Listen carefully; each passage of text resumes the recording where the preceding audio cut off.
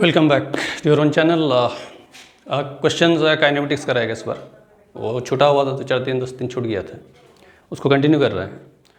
कितना नंबर बनाए थे लास्ट देख लेते हैं, तो उसको आगे कंटिन्यू कर रहे हैं, फिर बात करते हैं। क्वेश्चन को, an elevator car whose floor to ceiling distance is equal to 2.7 metre, और कह रहा है कि starts ascending with constant acceleration 1.2 metre पर second square. 2 seconds after the start, a bolt begins falling from the ceiling of the car. Find the bolts, पहला part में bolts free fall time, और दूसरे में फाइंड करना है displacement and distance covered by the bolt during the free fall in the reference frame fixed to the elevator shaft।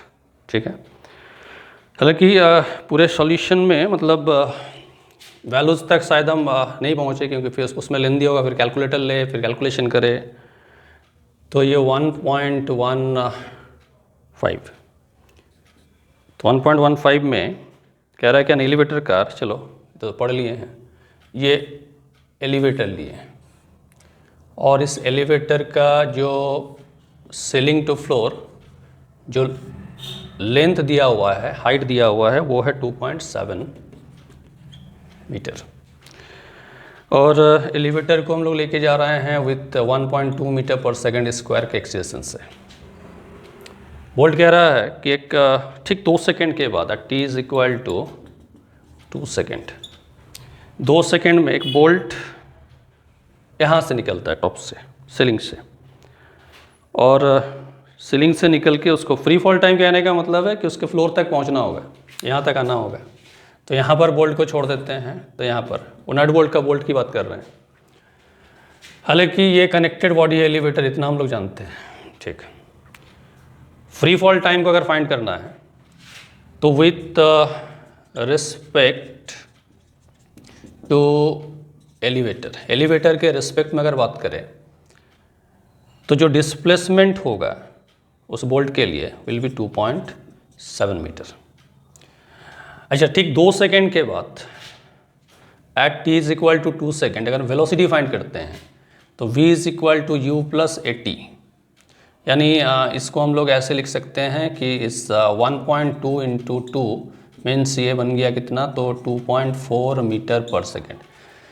ये जो velocity है ये बोल्ट के पास है, इसके पास है, ये वेलोसिटी एलिवेटर के पास भी है उस समय आफ्टर 2 सेकेंड। तो अगर हम ऐसा करें कि relative velocity, initial relative velocity bolt का निकाल दे विद रिस्पेक्ट टू एलिवेटर, तो ये हम लोग को मिलेगा 0, क्योंकि दोनों का अपवर्ड डायरेक्शन पे 2.4 मीटर पर सेकेंड।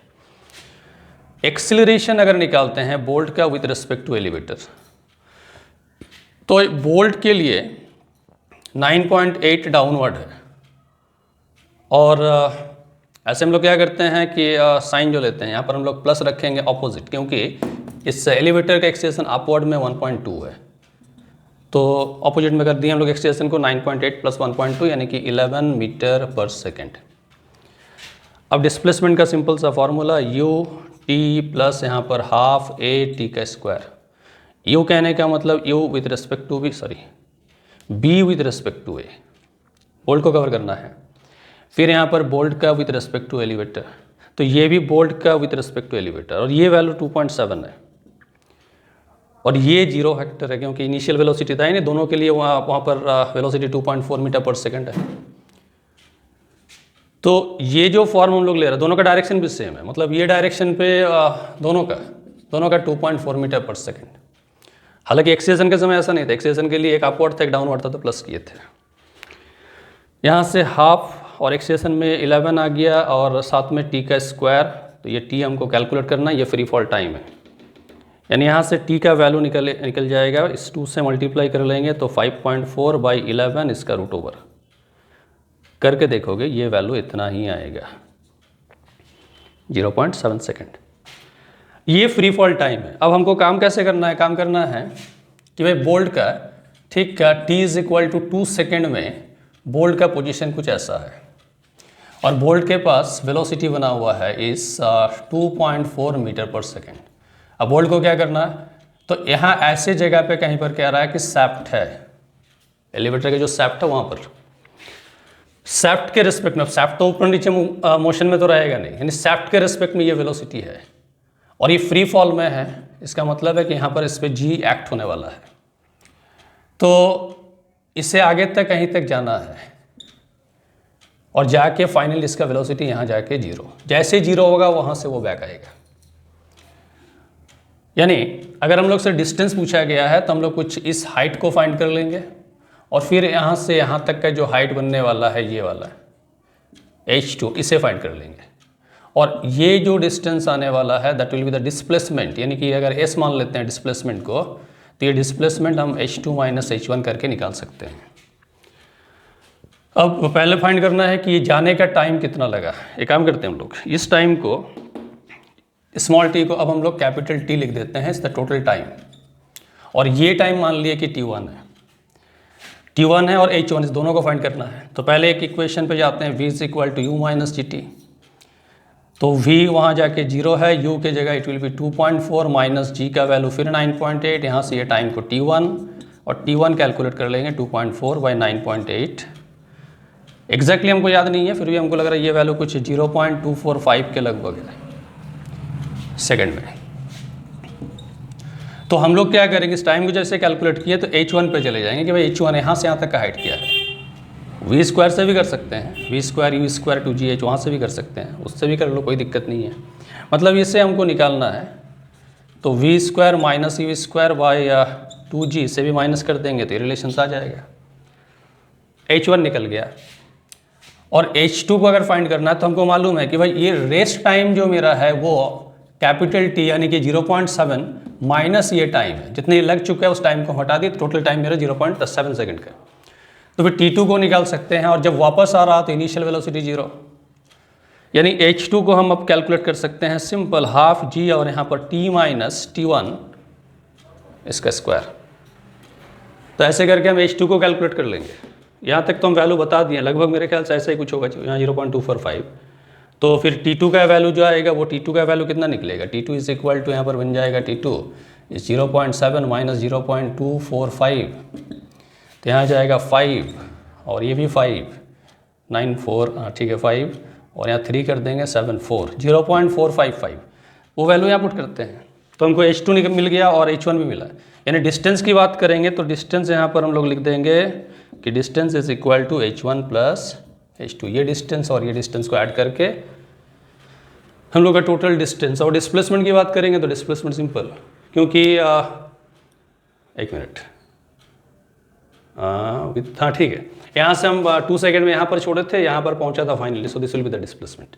ठीक, तो फिर एक और क्वेश्चन उठाते हैं, क्वेश्चन नंबर लेंगे इस बार 1.16।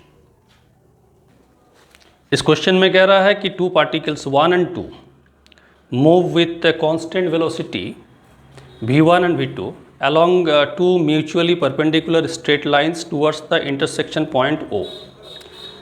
At the moment t equal to 0, the particles were located at the distances L1 and L2 from the point O. How soon will the distance between the particles become the smallest? What is it equal to? और वो distance कितना है, shortage distance पे कब पहुँचेगा और वो distance है कितना। चलो अच्छी बात है। तो इस क्वेश्चन में 1.16 में जो कह रहा है कि हम लोग ऐसे समझते हैं कि भाई ये कहीं पर फिक्स पॉइंट एक हो, यहाँ पर एक पार्टिकल को एज्यूम किए इस 1 और यहाँ पर एज्यूम किए इस 2, और दोनों का जो डायरेक्शन है perpendicular to each other v2, v1 और v2 वेलोसिटी के साथ वो पॉइंट की तरफ मूव कर रहा है। हम लोग इससे एक काम करते हैं, एक्स एक्सिस और वाई एक्सिस ऐसे पहले फ्रेम कर ले, ये वाई एक्सिस, यानी v1 को हम लोग लिख सकते हैं वेक्टर फॉर्म पे v1 आई कैप और v2 को लिख सकते हैं इस v2 जे कैप, एक्स और वाई में है इसलिए। कह रहा है कि at the time t equal to 0 ये डिस्टेंस गिवन है L1 और ये डिस्टेंस गिवन है L2, यानी अगर इसे हम ट्रायंगल का फॉर्म पे पहुंचा दे और एक एंगल कुछ बना ले थीटा, तो पता चलता है कि tan थीटा का value is L2 by L1। तो क्या करोगे, tan थीटा का वैल्यू L2/L1 है, तो डेफिनेटली यहाँ से हम sin थीटा cos थीटा सभी निकाल सकते हैं। जब sin थीटा का वैल्यू निकालेंगे तो P/H करना होगा, ये तो P/B के फॉर्म पे है, तो L2/√L1 स्क्वायर प्लस L2 का स्क्वायर, ये काम कर सकते हैं। cos थीटा है तो इसे भी हम लिख सकते हैं L1/√L1 square plus L2 square. अब लेते हैं वेलोसिटी, रिलेटिव में ले रहे हैं, 2 को वहीं रोकते हैं और पता करना है कि कितने समय में 1 2 के एकदम सामने पहुंचेगा। तो वेलोसिटी ऑफ 1 निकालते हैं विद रिस्पेक्ट टू 2, यानी कि v1 minus v2 vector form पे, और इससे v1 i कैप और ये वाला v2 j cap. Relative velocity में क्या करते हैं, ए का अगर निकालते हैं b के रिस्पेक्ट में तो velocity of A vector minus velocity of b, वही चीज़ यहाँ भी कर रहे हैं। तो v1 i cap minus v2 j cap, और अगर मॉड निकालना है इस वेलोसिटी का, ये मॉड कितना है, तो ये तो √ पहले i कैप का कॉफिशिएंट का स्क्वायर, फिर ये माइनस v2 का स्क्वायर, यानी v2 का स्क्वायर ही लिखेंगे, सिर्फ माइनस माइनस प्लस हो गया। अब इसका डायरेक्शन क्या है, इस v12 का डायरेक्शन क्या है, तो मान लेते हैं कि कुछ ऐसे डायरेक्शन पे ये बन रहा है, ये ऐसे जाने वाला है। मान लेते हैं कि दिस इज v12 वेक्टर, ये डायरेक्शन। अब ये डायरेक्शन अगर है तो फिर ये कुछ एंगल बना रहा है यहाँ पर फाई, यानी अब हम tan फाई की बात करते हैं, 2 को रोक दिए हैं। विद रिस्पेक्ट टू 2 का मतलब है हम ये अज्यूम किए कि भाई 2 रुका हुआ है और a का डायरेक्शन ऑफ मोशन अब ये लाइन पे बन गया v12 के डायरेक्शन पे। तो इस लाइन पे चलते चलते चलते चलते जैसे यहाँ पहुँचेगा एग्जैक्टली परपेंडिकुलर, तो ये हो गया उसका शॉर्टेस्ट डिस्टेंसेस, और यहाँ तक आने में टाइम क्या लगेगा, तो इसको भी फाइंड करेंगे h1 को, हालांकि 90 है। तो फिर अगर हम tan फाई को निकालते हैं तो भाई इन टर्म्स ऑफ वेक्टर, मतलब velocity, in terms of velocity vector हम लोग इसे समझ सकते हैं कि दिस इज v1, और यहाँ से यहाँ तक एकदम आ जाते हैं नीचे तक, तो दिस इज v2, क्योंकि ये कह रहा है कि माइनस v2 j कैप, यानी कि नेगेटिव y की तरफ एक कॉम्पोनेंट है v2 और पॉजिटिव x की तरफ कॉम्पोनेंट है v1, तो इसको ले लिए। अब यहाँ से tan फाई अगर हम फाइंड कर रहे हैं तो tan फाई का वैल्यू होने वाला है v2/v1, फिर परपेंडिकुलर और base in terms of velocity, यानी v2/v1। तो फिर यहाँ sin फाई का वैल्यू v2/√v1 square plus v2 square, cos phi का वैल्यू लेंगे तो it will be v1/√v1 square plus v2 square, ये भी होने वाला है। अब निकालना हमको S1 तक पहुंचने का टाइम क्या है, तो S1 तक पहुंचने का टाइम अगर निकालना है टाइम, सो S1 डिस्टेंस है और v12 इज द वेलोसिटी। अब S1 को कैलकुलेट कैसे करें, तो जो ट्रायंगल हमको दिख रहा है ये 90, इस छोटा सा एंगल पे पहले पहुंचो, ये छोटा सा एंगल होगा फाई माइनस थीटा, और इस फाई माइनस थीटा के लिए ये हाइपोटेनस में आ जाएगा 1 से लेके 2 तक का जो डिस्टेंस है वो, और बेस में हम ले लेंगे h1 को। तो h1 निकालने के लिए cos का टर्म यूज़ करोगे, cos phi minus theta is equal to b/h। h कहने का मतलब है वो डिस्टेंस जो दोनों के बीच में है, यानी L1 स्क्वायर प्लस L2 का स्क्वायर, ऐसे ये डिस्टेंस यहाँ से यहाँ तक का ये डिस्टेंस है, जिसको हम पहले निकाल चुके हैं, कहीं पर लिखे थे या लिखने ही भूल गए होंगे, चलो कोई बात नहीं, ठीक है।